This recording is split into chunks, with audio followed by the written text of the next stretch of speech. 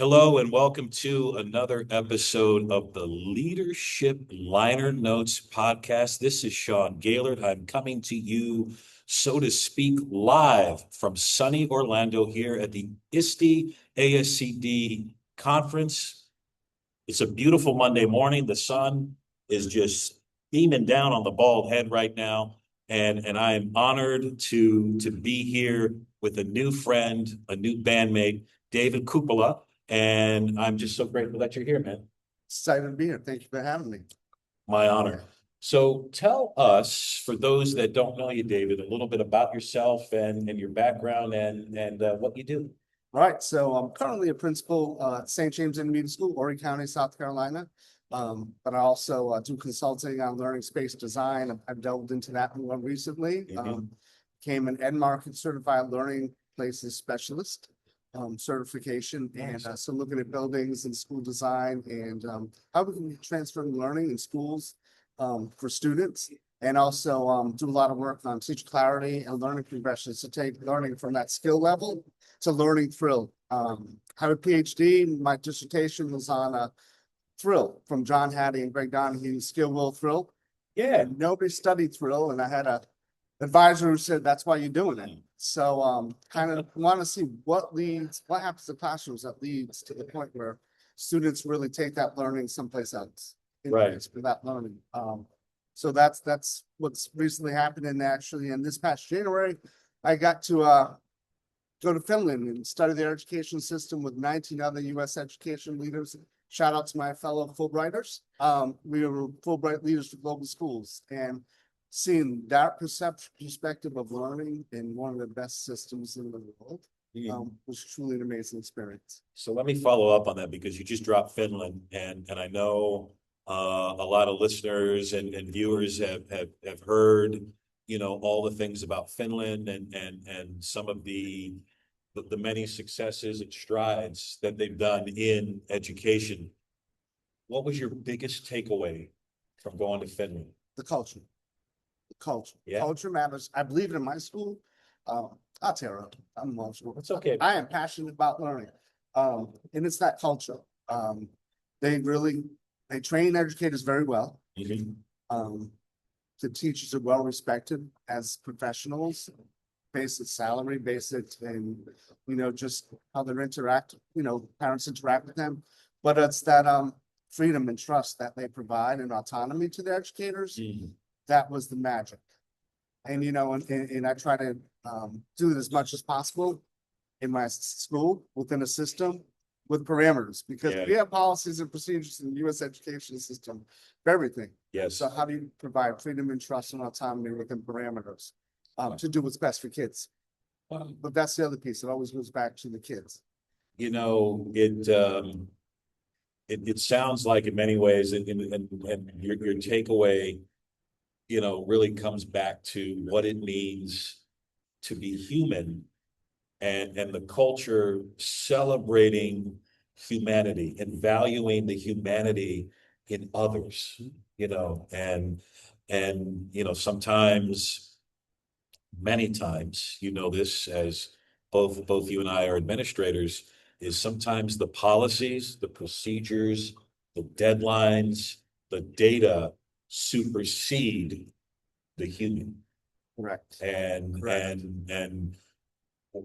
regardless of what gig that you're in, regardless of what level, the challenge is maintaining your humanity. But it sounds like in Finland, like, it is expected that you maintain your humanity, and we're going to support you in maintaining your humanity. That is exactly what we saw. Wow. Throughout all the schools I visited, that was just a common thing from the university level on down.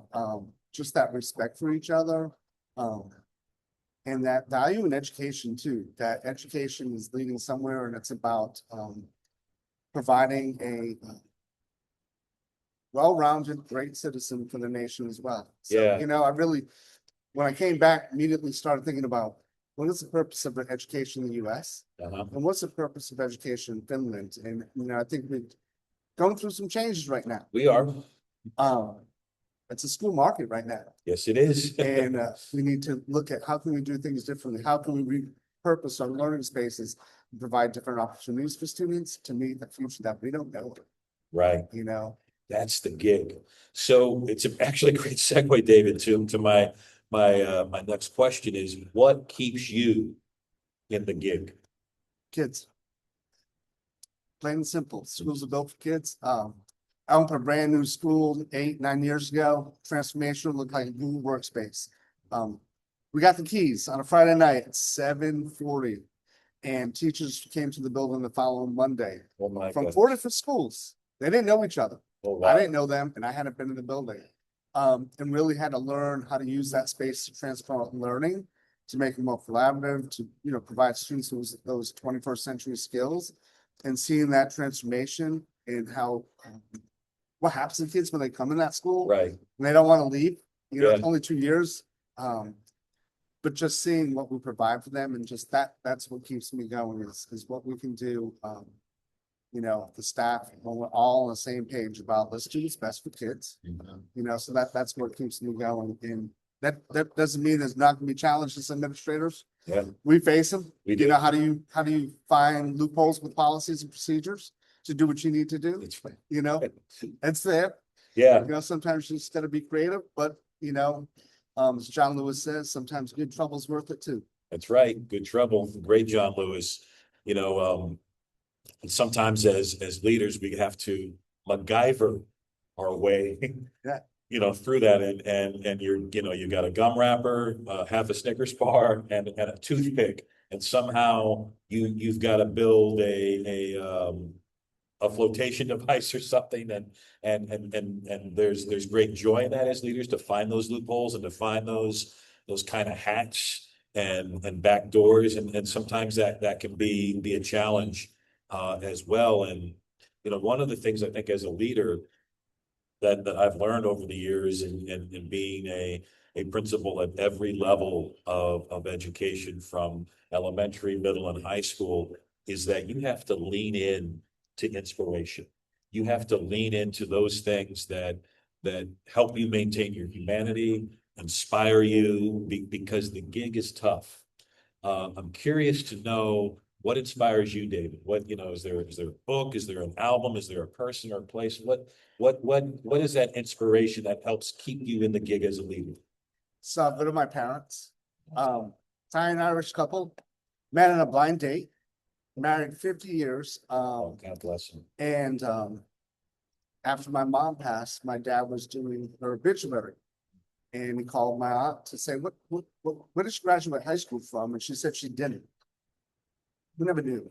She dropped out in 8th grade because her parents divorced. Wow. 8th grade dropout, never told the kids, never told us, don't know if it was embarrassment, shame, but always fostered what education would do. Wow. Coin flip, my dad, only boy of 5 or 6, right? Sorry, aunt, to can't count. They're all together in heaven now. That's right. But Man.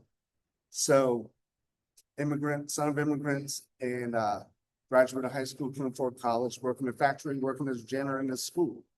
Teachers found him and said, "You're going to college." He goes, "I can't afford it." They go, "We got you a scholarship to Brown University."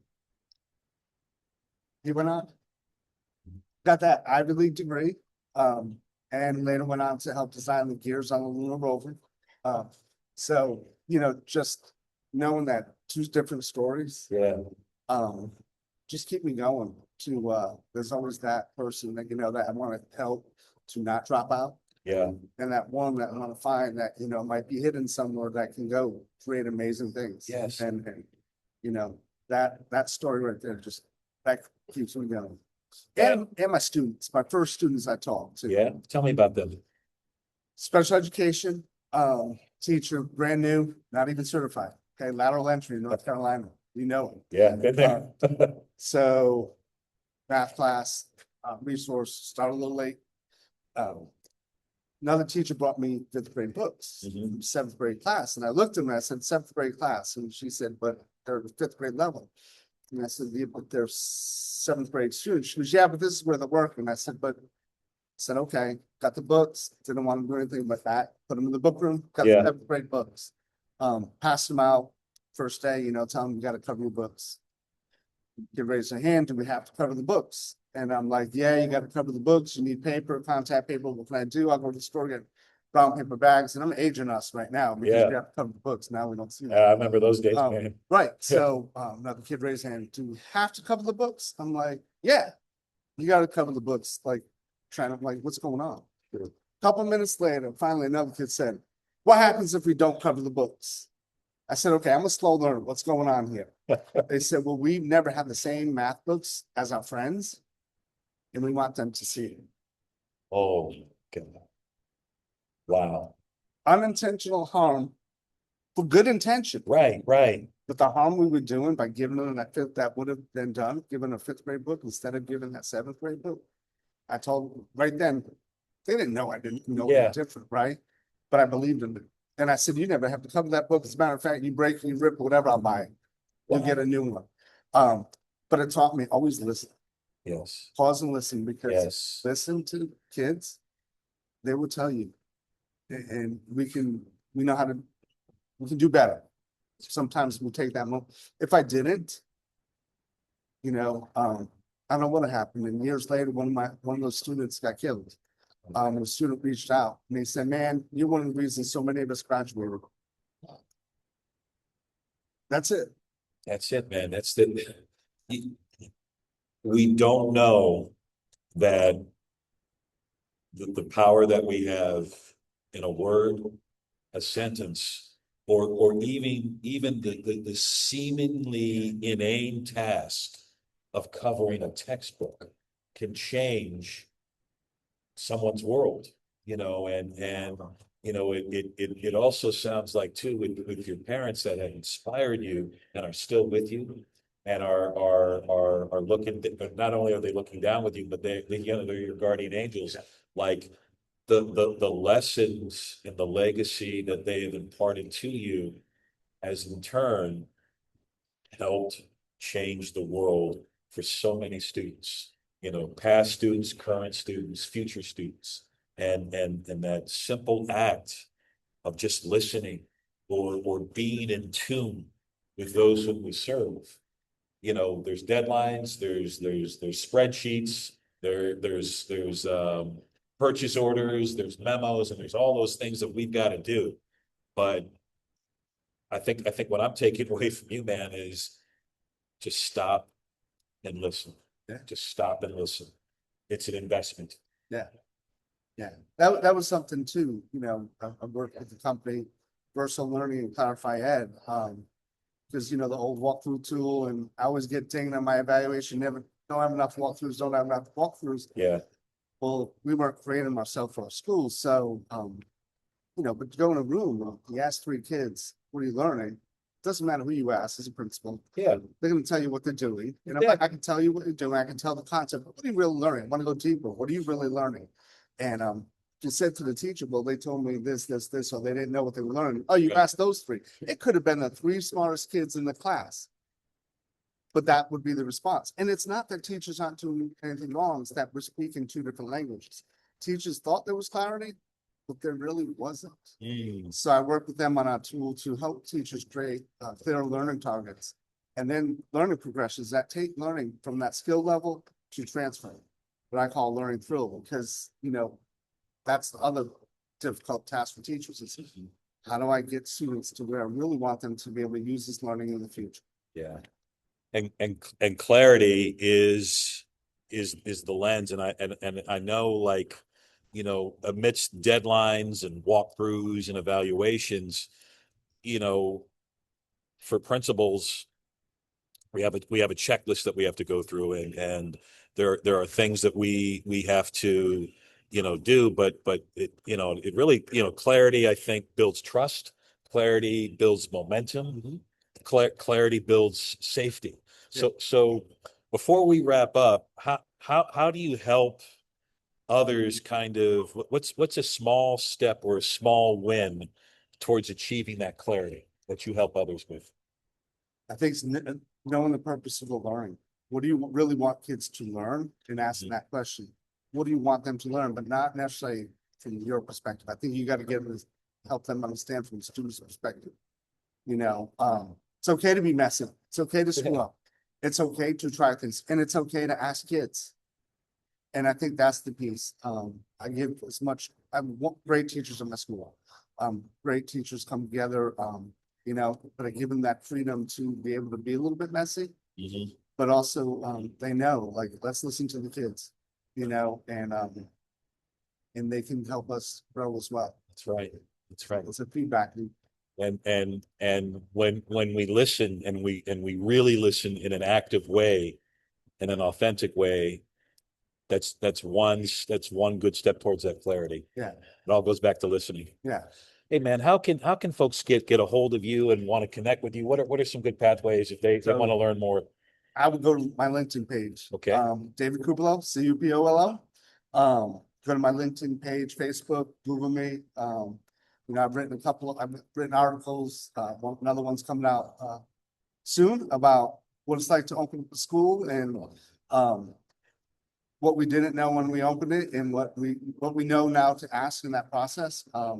So yeah, I'm available to help anyone because it's not about me. It's about kids and Right. It's the work we do. You achieved a dream that I've always wanted to have, and I'm in the twilight of my career, but I've always wanted to get that phone call from a superintendent and to go out on a ride with the superintendent to just land and them to say, all right, that's where you're going to build your school. Yeah. And I know that there's great ecstasy in doing that, and then there's great agony in doing that. So I'm anxious and looking forward to reading that piece. It sounds like also that might be a book in the making, my friend. Yeah, I write a lot of different things. I'm working with a couple of other individuals right now on trying to marriage what we know about learning spaces Nice, and pedagogy, nice. because the two really have not fully merged yet. No, they haven't, man. And it's, you can't goodwill or beanbag your way to a learning space, and because that's a whole nother topic, and you've got to build some intentionality with that, Yes. because people think, oh, I've got the beanbag, I've got the table without the legs, I've got the carpet I got Yeah. from Target, I've got a learning space. No, there's much more to that. Yeah. Yep, certainly is. Well, David, I want you back. You have an open invitation anytime to come back, and we'll talk about the Red Sox. We're going to talk about the Bruins. We're going to talk about the Patriots. Maybe we'll talk about the Jets. I don't know. NC State. NC State. Oh man, Wolfpack. There you go. We can talk about There that a couple times. Okay, we'll talk about the Wolfpack. And I'm just so grateful for you, David. Thank you so much. Appreciate it. Yeah, man. Thank you so much. I'll be sure to put all of David Cupolo's information in the show notes so that you can, jam with him on LinkedIn and read all of his great work. What a pleasure. What a pleasure and what an honor. Thank you. Friends, don't forget to share with the world your dreams, your visions, your ideas, your clarity, because the world needs them, and you help make the world a better place. This is Sean Gaylord with my friend David. Thank you so much for tuning in. I'll catch you on the flip side. This is the Leadership Liner Notes podcast.